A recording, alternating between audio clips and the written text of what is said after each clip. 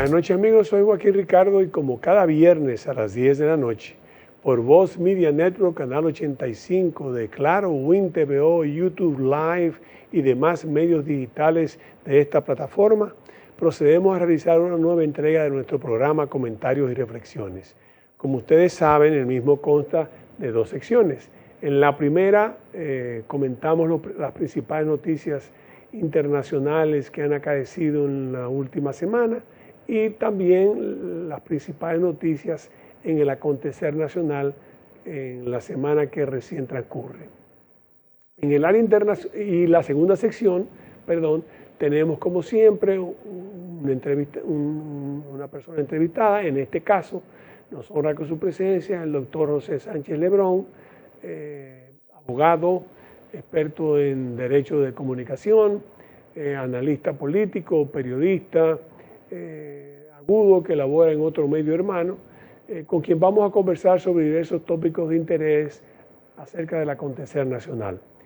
En el área internacional, en la semana que recién transcurre, la noticia más relevante para algunos es, para algunos digo por el matiz que le han dado, es la conmemoración de los 80 años de haber finalizado la Segunda Guerra Mundial, vamos a llamarle así, que hizo China con la presencia del grupo, digamos, del Axis que conforma ese hegemón oriental, lo que es China, Rusia, en este caso Corea del Norte, y también tuvo la presencia de Narendra Modi, el presidente de la India, que aunque no es parte de ese Axis, por situaciones sencillamente,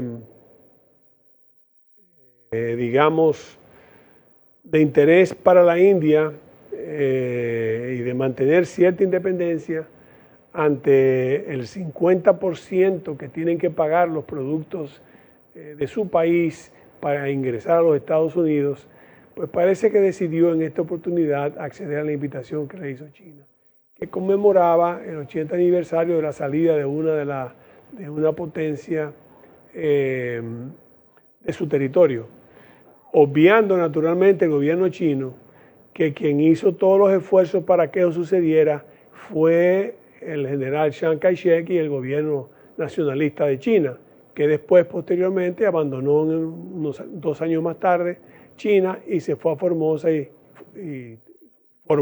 fundó lo que hoy es conocido como Taiwán, una próspera nación, uno de los tigres asiáticos, por así como le dicen, ¿verdad? Con un alto, es la principal fábrica de microprocesadores en el mundo. Es decir que eso es en el área internacional. En el área nacional podemos mencionar dos cosas relevantes en esta semana.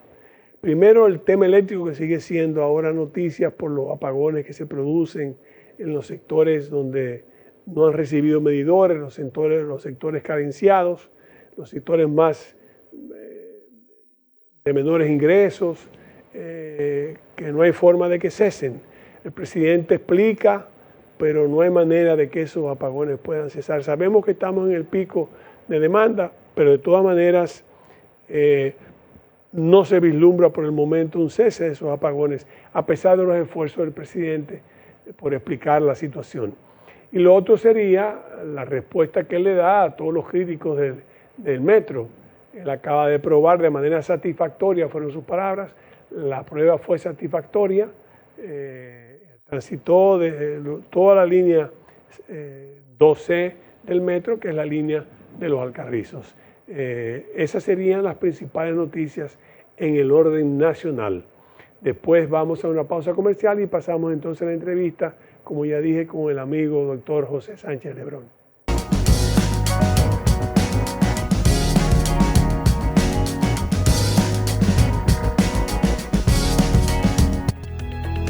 El modelo de éxito de la CAS con el saneamiento de cañadas ha impactado significativamente a miles de familias, mejorando la calidad de sus hogares y entorno. Estas obras han beneficiado de forma directa a más de 2 millones de habitantes. Kilómetros de desechos y aguas residuales a cielo abierto ahora son verdaderos espacios de vida.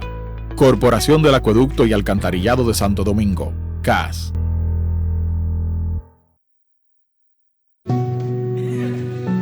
Ustedes lo ven así de felices, pero esto no era así. En la vida uno tiene que josear y resolver con lo que uno tiene. Un día nos sentamos y nos prometimos, vamos a tener nuestra casa propia, para que el chichi que viene en camino pueda crecer feliz y tranquilo. Pero en el fondo sentíamos que era imposible. Hasta que nos llamó el Ministerio de Vivienda y Edificaciones y comenzamos a saltar, pero de felicidad. Este es nuestro sueño.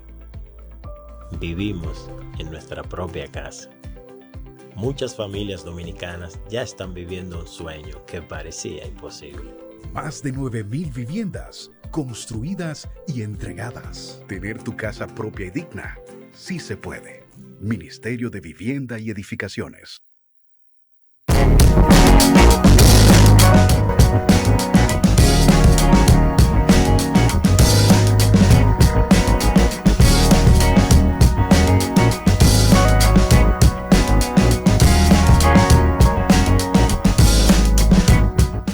Amigos, como dijimos en la primera sección del programa, pues tenemos la honra de tener con nosotros a un distinguido amigo, abogado, experto en Derecho de la Comunicación, analista político, que labora en una empresa hermana que se llama Panorama TV, como comentarista y analista, y que todos los días graba una especie de cápsula de 6, 7, 8 minutos, donde analiza a profundidad los problemas principales que afectan a la sociedad dominicana. Nos referimos al doctor José Sánchez Lebrón, a quien damos la bienvenida, y con él queremos iniciar, además de darle la palabra para el tema de la bienvenida, queremos iniciar hablando del tema de la economía. La economía, como todos sabemos, desde 1968, uso esa fecha y no el 66, porque en el 68 es que aparecen los datos, comienzan a aparecer los datos del Banco Central con más facilidad. Desde esa época, la República Dominicana, por ejemplo, entre el 68 y el 78, creció a un ritmo promedio de un 7% anual. De ahí en adelante, la República Dominicana, salvo periodos de excepción, como lo que sucedió en el 2003, 2004, en el 91, por una situación que se produjo, una especie de sobrecalentamiento de la economía. El crecimiento ha sido siempre más o menos igual. Este año, obviamente, no podemos pedirle 6% al gobierno porque en América Latina apenas se va a crecer un 2%. Sin embargo, aquí las proyecciones son de un crecimiento de un 3%. ¿Pero qué quiero con eso yo decir? Bueno, gracias a Dios, desde hace alrededor de 60 años, tenemos estabilidad política, tenemos crecimiento económico. En los últimos años se ha afincado un poco más el desarrollo, que es cuando la gente siente el beneficio del crecimiento. Pero yo quería preguntarle al buen amigo José Sánchez Lebrón, estamos creciendo, pero la opinión de la economía popular es de que ese crecimiento a ellos no le llega. Y se reflejan en los precios. Aún los aumentos no estamos estableciendo culpabilidades, sino diciendo realidades. El crecimiento aumenta, pero no se refleja en los precios en la economía popular. Así es. ¿Por qué pasa eso, José? Gracias, don Juaco, por la invitación, y es un honor compartir con usted. Gracias por la amistad que me profesa, y es una amistad de la familia por muchos años. Don Juaco, la República Dominicana, como usted lo plantea, viene con un crecimiento sostenido desde hace muchos años, décadas. Un crecimiento que sube y baja, pero sostenido. Ahora, ¿qué pasa? En los últimos años, ese crecimiento no se ha manifestado en el comportamiento de la gente. Ha habido sus altas y sus bajas. Ha habido décadas o periodos gubernamentales en los cuales se ha sentido que hay una clase media robusta. Y cuando esa clase media está robusta, hay una manifestación de ese crecimiento económico, porque es la clase media quien mantiene a los gobiernos a través de los impuestos, a través de los arbitrios, es la que más consume y tiene un consumo sostenido y permanente en el tiempo. La clase media no compra futuro, sino que compra para el presente. Sin embargo, la clase oligárquica compra para el futuro, garantiza el futuro y ahí se queda. Ahora bien, ese crecimiento que ha experimentado la economía dominicana en un momento hasta un 6%, un 5%, un 4%, ahora todas las predicciones dicen que no vamos a crecer más de un 3% en la República Dominicana y gran parte de América Latina. Ahora, ¿qué pasará que los gobiernos no han hecho? Que ese crecimiento económico que tenemos se manifieste en la clase media y en la clase baja. En los últimos años, independientemente de que todos los organismos crediticios internacionales certifican que tenemos ese crecimiento, usted oye a la clase media quejarse de que ha disminuido la posibilidad y la oportunidad de adquirir productos y servicios.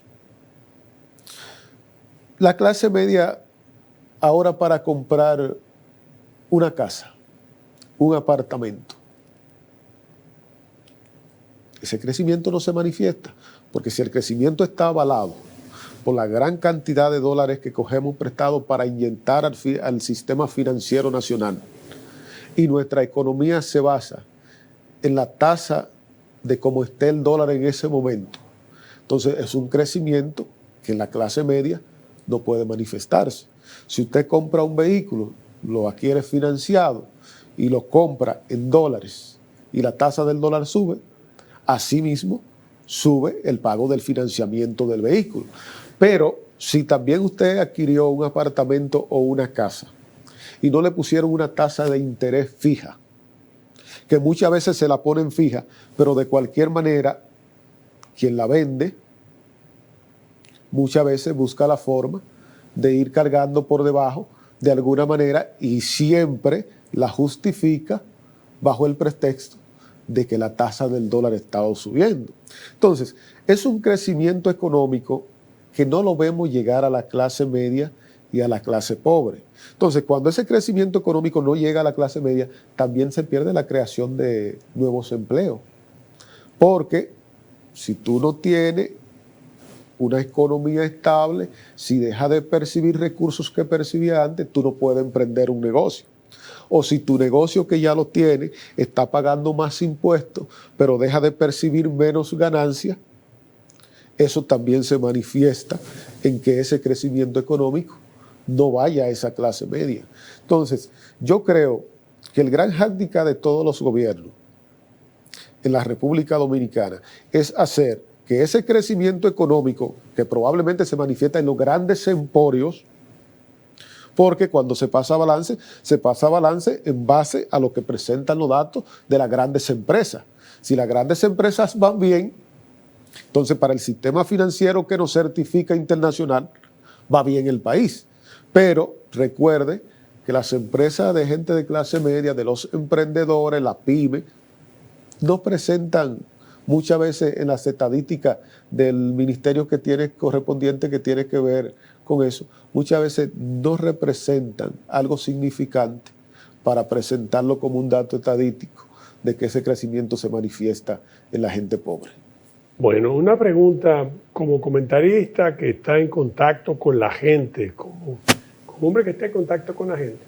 Dice el gobierno, o vamos a decirlo desde este punto de vista, por primera vez entre el servicio de la deuda, digamos, y lo que es el servicio de la deuda y lo que es el gasto corriente del gobierno, estamos hablando de que eso representa un 91% del presupuesto nacional. Por primera vez, los ingresos, los gastos del gobierno sobrepasa lo que percibe. Los ingresos. Sí, sobrepasa lo que percibe. El gobierno reclama que no reclama, no es la palabra, pero todo el mundo, todos los economistas están más o menos de acuerdo en que no hay dinero para hacer los gastos de inversión que requiere el gobierno. De ahí que mucha gente entienda, yo soy uno de ellos, que debe hacerse una reforma fiscal, tributaria y del gasto, que incluya también el gasto, aunque ahora acaban de aprobar una ley de responsabilidad del gasto, me parece muy bien, pero algo más que constriña, como una forma de procurarle a este y a los demás gobiernos ingresos suficientes para que puedan trabajar en favor de todos los dominicanos. ¿Por qué lo digo? Bueno, porque gran parte del modelo económico que hoy tenemos se debe a la reforma de 1991-92 que hizo el doctor Balaguer, que la hizo de consenso. Inclusive la implementó primero por decreto y después entonces fue aprobada por las cámaras. Precisamente para que en las cámaras no le dañaran ese acuerdo que había sido unánime, lo implementó por decreto y después lo pasó a la Cámara. Entonces, se necesita ya, producto del crecimiento normal de la economía, los aportes que hicieron los demás gobiernos que vinieron posteriormente, el hecho de que hoy en día el mercado de trabajo requiere otro tipo de mano de obra más especializada, que queremos tener por el nearshoring, queremos tener el tema de los microprocesadores. Necesitamos un nuevo pacto social, un pacto nacional, que incluya a todos los partidos, a todas las fuerzas vivas de la nación, todo el empresariado, que es parte fundamental, las iglesias, las universidades, los principales gremios, porque necesitamos enrumbar el país por un sendero que no importa la alternancia en el poder o la alternabilidad en el poder, no importa el gobierno que llegue, hay una ruta, un sendero trazado. Tú me podrás decir, pero existe una estrategia nacional de desarrollo. Allá iba. Y hay algo por acá. Lo había pensado. Pero yo pienso que necesitamos un pacto nacional, donde todos los partidos se comprometan. Usted mira, pero eso es lo mismo que hacen en la estrategia. Sí, pero no debe ser producto del CES. El CES ha perdido mucha fuerza. Sí. Yo creo que debe ser un acuerdo en palacio, en presencia de gente, con los principales representantes de la industria, del empresariado, de las iglesias y de los partidos, donde se discuta abiertamente, una especie de pacto de la Moncloa de 1977, que rumbó a España por buenos senderos. Necesitamos saber por dónde vamos a transitar en los próximos 20 años. Ante lo que me está planteando, de una vez pensé en la Estrategia Nacional de Desarrollo 2030, que se plantearon una serie de prerrogativas y muchas de ellas se han dejado de lado. Incluso ninguno de los partidos, que todos la firmaron, han hecho el planteamiento de hacer una revisión para ver cuáles de los objetivos de esa Estrategia Nacional de Desarrollo 2030 se han cumplido a la fecha. Ninguno lo ha hecho. Con respecto al gasto, el gobierno se ha imbuido más en el gasto corriente y se ha olvidado del gasto capital. Ahora bien, como usted lo decía, se hace necesario la firma no de un pacto fiscal, sino de un contrato social. Nuevo contrato social. Ahora bien, ante la poca operancia, la poca fe que se tiene en el CES, desapareció la figura de don Agripino Núñez Collado. Yo pienso que si Agripino estuviera vivo, probablemente muchos acuerdos que necesita el país para que siga funcionando se hubiesen logrado porque tenía la gran capacidad de armonizar intereses. Entonces, en estos momentos la República Dominicana no cuenta con un Agripino Núñez Collado que logre armonizar los intereses de la parte empresarial, de la parte patronal, de la clase media, de la clase pobre que va a las iglesias, que su confesora, quien le dice que cómo está la situación en el barrio, la falta de alimentos, no dormía anoche, la falta de la receta de medicina, es al sacerdote, al pastor. O sea, no existe esa figura que pueda confluir y armonizar con todos esos sectores y le haga ver la necesidad de esa reforma. Ahora bien, también cuando tú ves a un gobierno gastar mucho en gasto corriente, en gasto superfluo, la gente se pregunta, pero espérate, entonces yo me voy a sacrificar para que esta gente siga gastando. Tampoco el gobierno ha tenido la capacidad de explicarle al país y que el país lo entienda y que el país entienda que los fondos que se necesitan no es solo para que esa clase política se dé el gran lujo, sino también para que el país pueda seguir funcionando con sus instituciones. O sea, no han buscado la forma de justificar y decirle a la gente la necesidad de la reforma. Muy bien, estamos gastando más de lo que entra. Ahora bien, nosotros tuvimos un gobernante que gobernó hasta 1996, que siempre se arropó hasta donde la sábana le daba. Y hasta donde la sábana le daba, hizo muchas realizaciones y todas están ahí. Usted me dirá, José, la sociedad cambió después de 1996. Y fíjate que después en el 2020 tuvimos una pandemia que cambió al mundo y surgió una nueva forma de economía y se han agregado otros ingredientes que la economía hoy funciona de otra manera. Y el comportamiento psicosocial de la gente es otro. Y asimismo han cambiado la forma de gobierno. Ir a 1996 sería una utopía. Pero cuando uno lee todos los libros de política, se da cuenta que se convierten en puntos de partida de análisis para lo que tú puedes proyectar hacia el futuro. Ahora, el gobierno no ha tenido la capacidad de comunicar la reforma fiscal. Ahora se encuentra en el país una misión del Fondo Monetario Internacional que ya ha estado visitando al ministro de Hacienda, creo que también ha estado visitando al Banco Central de la República y están haciendo una revisión. Y entre la revisión se está hablando de revisar la parte fiscal, de qué tantos impuestos pagamos en el país. Entonces, tras esa revisión, ¿qué es lo que viene? Vienen los consejos. Y si ellos entienden, que lo entienden desde hace mucho, porque ya en otra ocasión lo han dicho. El Fondo Monetario Internacional ya en otra ocasión lo ha dicho. Lo que pasa es que los gobiernos, o porque no le conviene políticamente, o por no ponerle la carga a los que menos pueden, no han sido capaces de armonizar intereses y llevar una reforma al Congreso Nacional. Ahora, esa reforma, como usted planteaba, debe ser fruto del compromiso.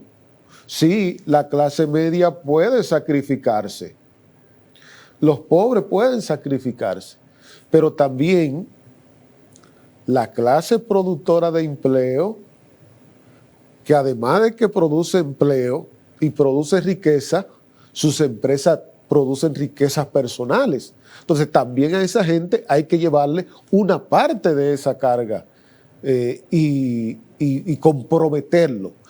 Y aparte de comprometerlo a ellos, el propio gobierno comprometerse a que no es que le vamos a conseguir dinero para fiesta y baile y mañana gallo. Claro, vamos a pasar a otro tema, pero antes de pasar a otro tema, hay algo que yo sí quiero establecer. Yo creo que el hecho de que el presidente no aspire de nuevo lo puede convertir en el ente catalizador de ese encuentro en el que se haga un nuevo contrato o un nuevo pacto social, como yo digo, un pacto nacional donde las fuerzas estén de acuerdo y digan, bueno, este es el rumbo que vamos a seguir y nosotros los partidos nos comprometemos a que no importa el que llegue, eso se va a respetar. Obviamente, poniéndole control también al gasto Claro. del gobierno, porque no se le puede pedir sacrificio a la nación. población. Además, aquí hay un tema que el gobierno también, o quienes estén en ese pacto, no pueden obviar. La necesidad. No, la evasión fiscal. Claro, por eso dije, el empresariado tiene que poner su parte. La evasión fiscal, aquí hay 30.000, 40.000 empresas, dice Andy de Wager, que declaran pérdidas todos los años. Sin embargo, se mantienen. Ese tema de la evasión hay que buscarlo.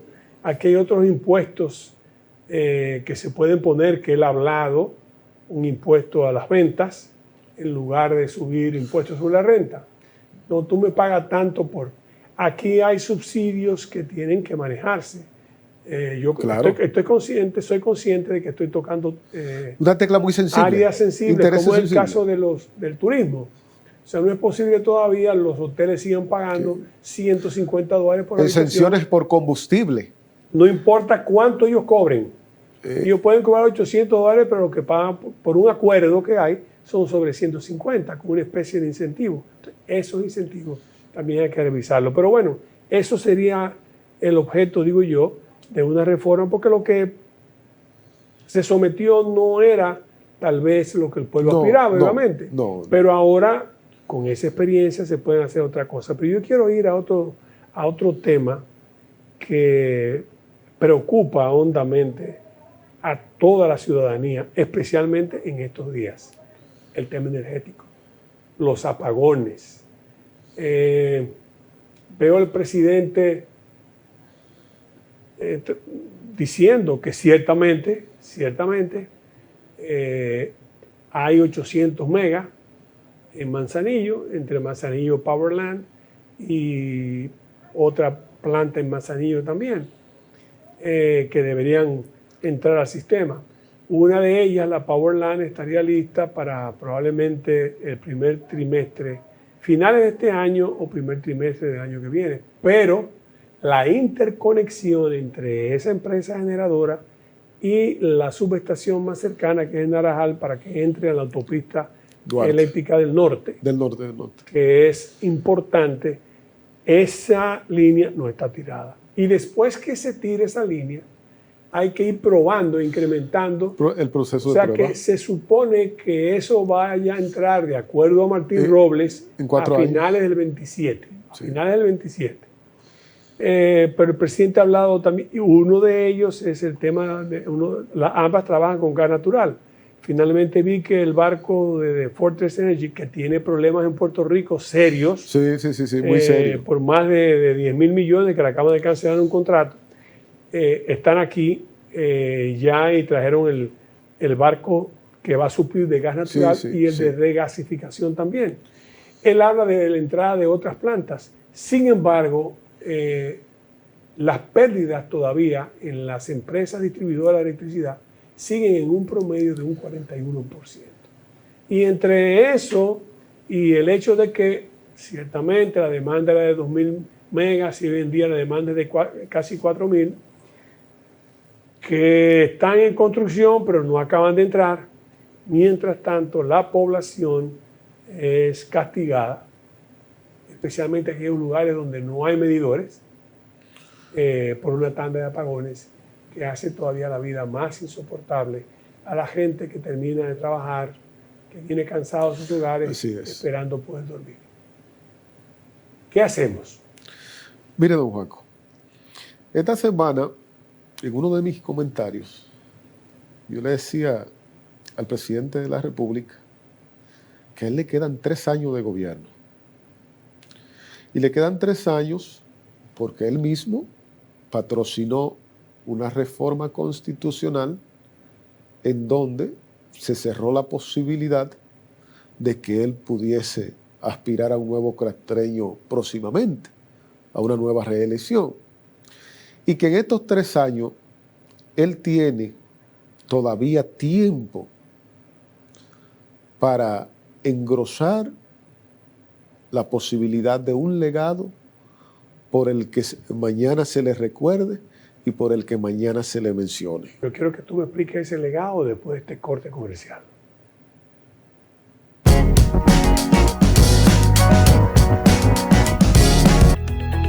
El modelo de éxito de la CAS con el saneamiento de Cañadas ha impactado significativamente a miles de familias, mejorando la calidad de sus hogares y entorno. Estas obras han beneficiado de forma directa a más de 2 millones de habitantes. Kilómetros de desechos y aguas residuales a cielo abierto ahora son verdaderos espacios de vida. Corporación del Acueducto y Alcantarillado de Santo Domingo, CAS. Cuando caían 2 gotas de agua, ahí sí es verdad que llovía más dentro que afuera. El sueño de que mi familia tuviera su casa propia, que pudieran vivir bajo un techo seguro, parecía imposible. Era algo que nos hacía sentir que no había esperanza.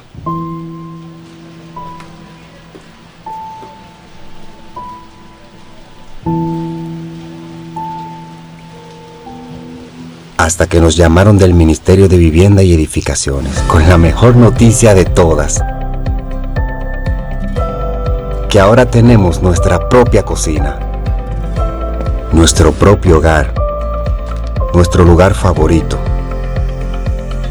Tener tu casa propia y digna sí se puede. Más de 9,000 viviendas construidas y entregadas. Tener tu casa propia y digna sí se puede. Ministerio de Vivienda y Edificaciones.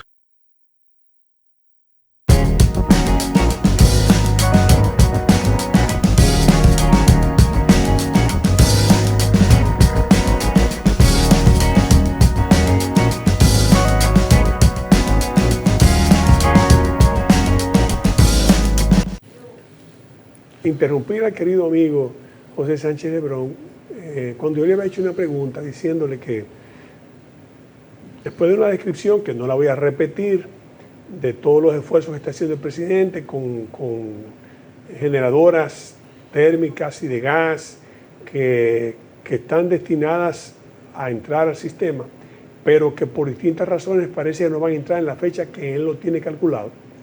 Eso ha traído como consecuencia que realmente, con las pérdidas, si le sumamos la pérdida de las distribuidoras, el país en este momento de mayor demanda, que es verdad que no son 2.000 megas, sino 4.000 megas más o menos la demanda del sistema, porque hay que tener una parte de reserva fría, pero es un tema que no vamos a entrar con tanto tecnicismo. Yo le preguntaba al buen amigo, al doctor José Sánchez Lebrón, diciéndole, bueno, ¿cuál es su opinión? ¿Cuál es la solución sobre estos apagones molestosos que están azotando a todo el país, especialmente en las noches, cuando la gente va a descansar? ¿Cuál es la solución? El amigo Sánchez Lebrón decía, bueno, si él quiere construir un legado, realmente esta es una oportunidad que él tiene para poder hacerlo. Claro. Lo interrumpí en ese momento y le pido que continúe, por favor. ¿Cómo es? ¿Qué piensa él? Gracias, don Juaco. Decía que en esta semana yo le planteaba al presidente de la República que todavía, en 3 años de gobierno justo que le quedan, él tiene la oportunidad de construir y dejar un legado. Él todavía puede retroceder en algunas cosas y empezar de nuevo. Usted dirá que el tiempo no es suficiente. Ahora bien, hay algo que a mí me preocupa profundamente, y es por qué hasta hace un año el sistema energético estuvo funcionando bien. ¿Por qué hasta hace un año la energía no se iba? Está bien que cada año el país demanda de más energía y que eso, en los estados donde hay planificación, se planifica el que los megavatios que se van a necesitar el año que viene, alguien los supla.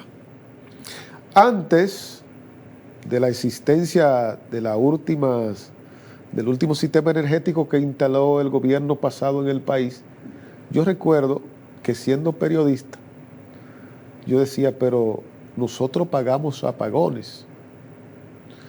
Y cada vez que se apagaba el país, siempre resurgía en los medios de comunicación que era por deudas con los generadores. Y recuerdo que siempre los gobiernos... Le llamaban apagones financieros. Apagones financieros. Y recuerdo que siempre los gobiernos tenían que acudir a bonos soberanos, tenían que acudir al endeudamiento externo, e inmediatamente esos recursos llegaban y se le pagaban a los generadores. Nuevamente teníamos energía eléctrica. Yo siempre he dicho que la energía eléctrica es uno de los servicios estratégicos del Estado. Cierto. Y que los estados no pueden dejar al sector privado, en su inmensa mayoría, el servicio energético. Ni la producción, ni la venta tampoco. Ni la distribución. Entonces, ¿qué ha pasado? Yo no conozco al señor Celso Marrancini. Lo que conozco de él desde mi existencia es que es un próspero empresario, muy trabajador. Ahora bien, en este ajedrez, él está siendo juez y parte en este juego. Y cuando digo juez y parte es porque eres parte de los generadores de energía en la República Dominicana. Entonces, desde que a él se le designó, yo dije, hay un conflicto de interés. Hay un conflicto de interés. Ahora, uno se pregunta, si ha habido tanta crítica de los diversos sectores, excepto del sector empresarial, porque parece que en el sector empresarial la luz no se va. No, tiene su explicación. Es que no hay una deuda con un solo generador. Bueno. Bueno. A quien se le debe son a las dos empresas del Estado que son rentables. Se le debe 300 a GEIP y se le debe, creo que 400 a la compañía eléctrica de transmisión, a la empresa de transmisión eléctrica dominicana. Perfecto. Son 700 millones se debe. Pero a un generador privado no se le debe un peso. No se le debe un peso. Entonces, si ha habido crítica, y la crítica viene de los sectores que ponen gobierno con el voto, no de los sectores que aportan a los partidos políticos recursos económicos para conseguir votos. No. Viene de la gente que hace política, que habla con el común, que le dice las cosas no van bien por este lado, vamos a tomar la oportunidad de decidir por este lado a ver si las cosas cambian. Toda esa gente se ha estado expresando. Sin embargo, uno siente que el presidente ante el tema energético, solamente cuando da declaraciones, habla de cuántos megavatios se han sumado al sistema energético, cuántos nuevos hay y cuánto es la demanda y de cuánto disponemos y que eso se va a resolver. Pero el presidente, ante la queja sobre ese funcionario, hace muti y oído sordo. Entonces, ya uno no sabe cuál es la solución al sistema energético si él calla ante el problema. Ahora bien, por eso decía ahorita de un legado. Si el presidente quiere que lo que está pasando con los apagones quede como una mancha indeleble en su trayectoria, eso va a pasar. Eso va a pasar. Porque no es posible que una gente salga a las 6 de la mañana de su casa, que no durmió bien por un apagón, llega a las 6 de la tarde, 7 de la noche a su casa, tampoco encuentra luz.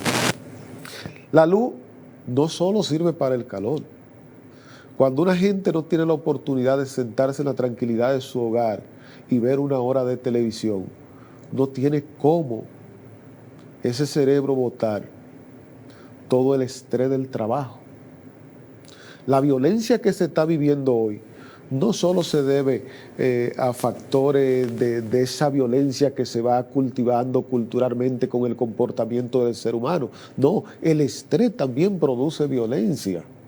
Entonces, yo creo que el jefe del Estado tiene la grandiosa oportunidad de terminar mejor su gestión, pero es si pone el oído en lo que la gente dice sobre un ministro o sobre un administrador del sistema energético, porque a la corta o a la larga esto le va a hacer daño.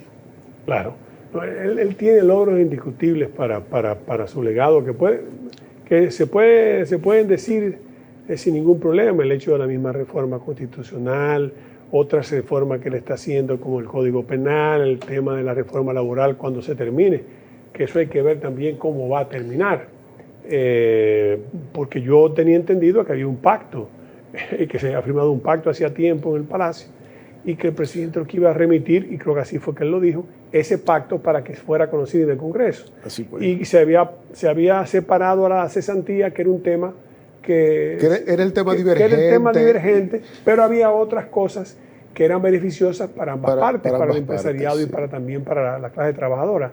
Pero ahora veo que en el Congreso, pero bueno, hay cosas que él puede dejar. Pero el tema eléctrico, evidentemente, que es algo que él tiene que resolver por dos razones.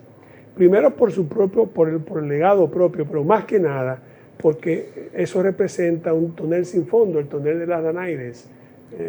Las 50 hijas de Dana que le condenaron a matar a su marido cuando no lo hicieron, entonces la condenaron a echar agua a un barril sin fondo. Eso es lo que es la sede, la CDE, la generación de energía en este país. La sede desapareció, pero lo que es el sistema que tenemos hoy es un barril sin fondo. Es un barril sin fondo donde no son 1.700 millones o 1.800 millones.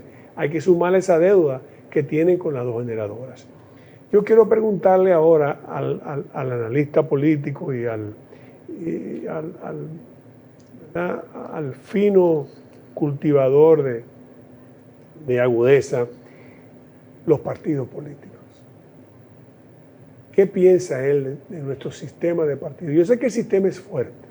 A mí no me preocupa si el sistema es fuerte o no, porque esas son de las cosas que nosotros podemos exhibir. Claro. Porque el país realmente, nuestro país, nosotros a veces decimos cosas, pero en medio de esta situación regional y continental, nosotros tenemos estabilidad, tenemos crecimiento, tenemos desarrollo, tenemos elecciones hace más de 60 años. Se respeta la voluntad popular.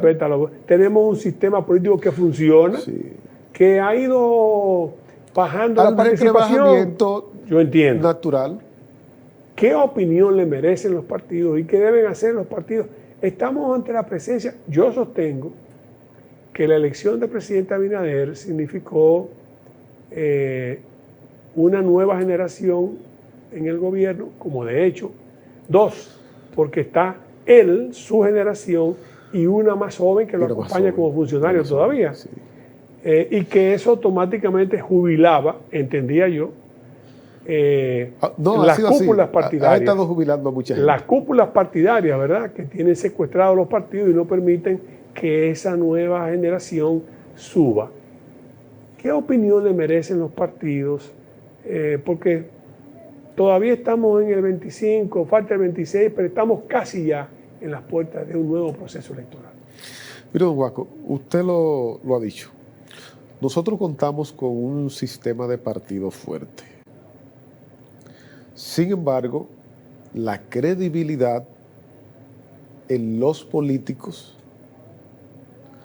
ha hecho que el sistema de partidos se recrebaje.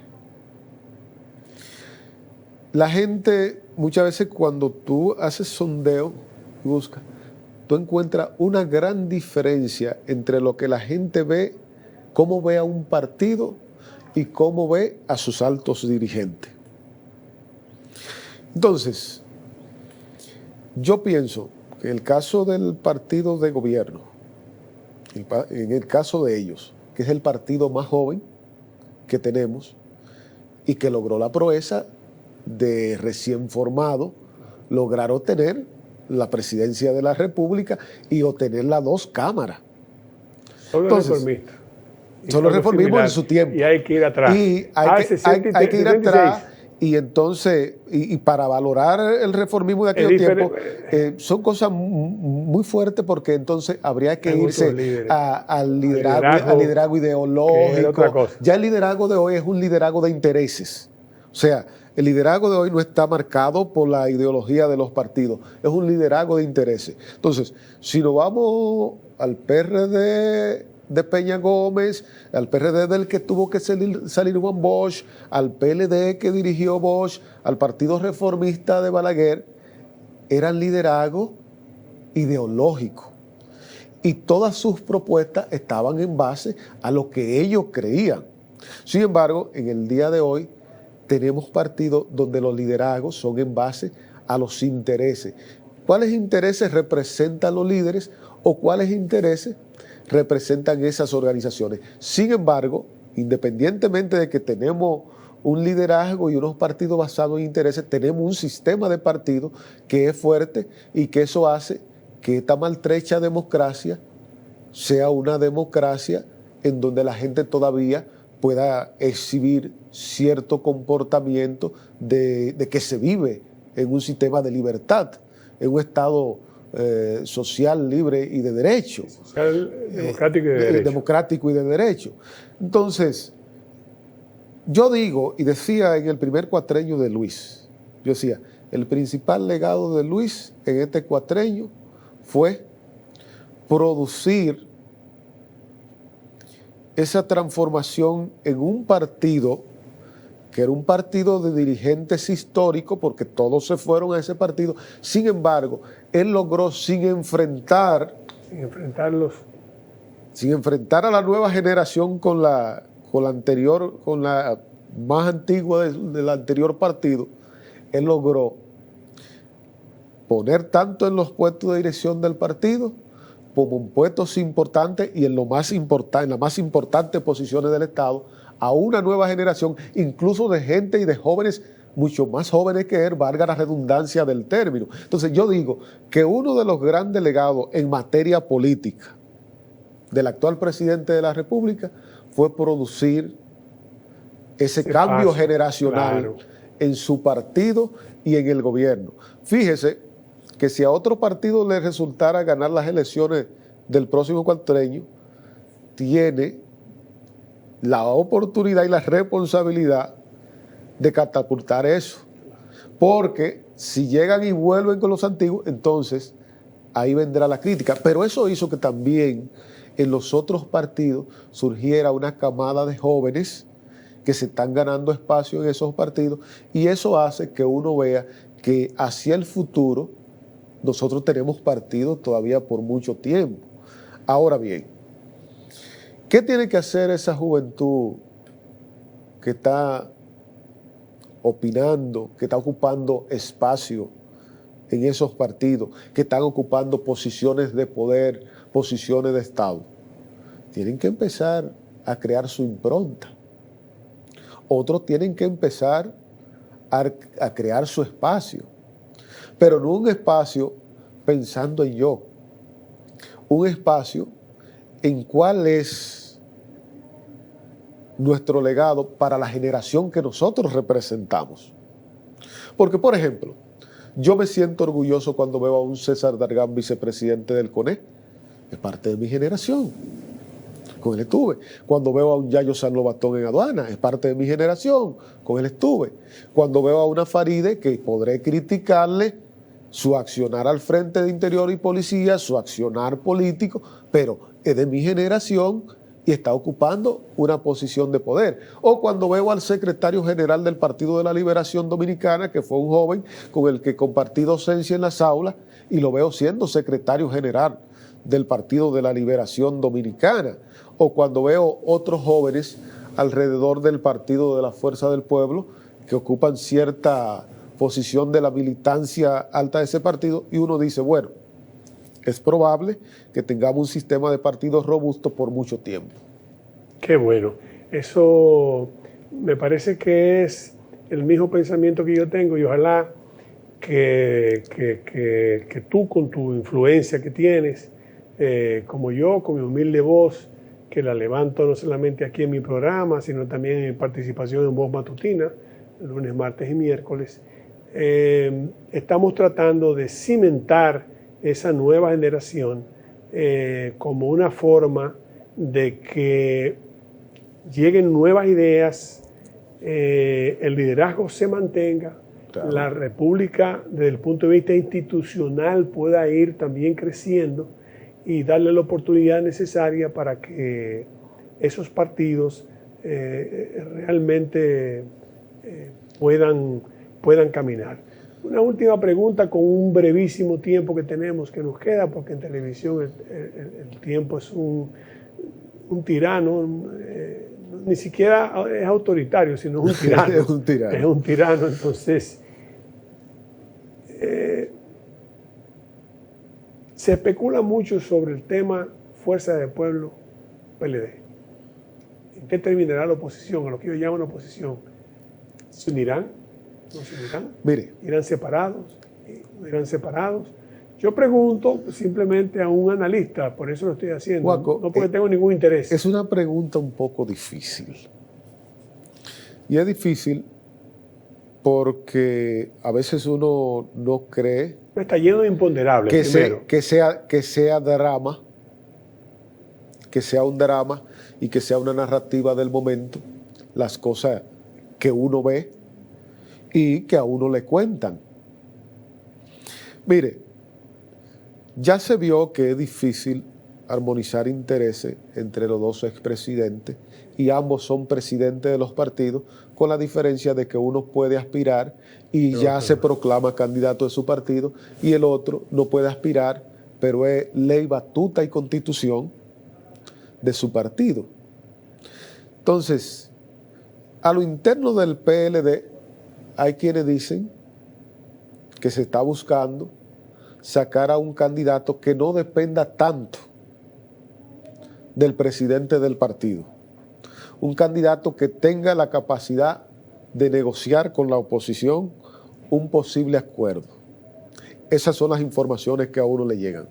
Pero cuando uno visualiza desde la Fuerza del Pueblo, se está intentando sacar gente del otro partido. Es como si se estuviera haciendo un vaciado de un partido. Realmente de ahí es que se están alimentando. Perfectamente, de un partido a otro. Entonces, eso está creando cierto celo y ha hecho que ese rencor que ha habido durante mucho tiempo ha hecho que la herida se abra nuevamente. Y si eso produce una cesa, usted sabe lo que puede suceder en el futuro. Ahora bien, ¿qué yo digo? Si en el PRM hay un proceso abierto, por la cercanía que yo he visto durante estos últimos años de Hipólito Mejía y Danilo Medina, usted verá a la gente que responde a Danilo Medina votando por Carolina Mejía.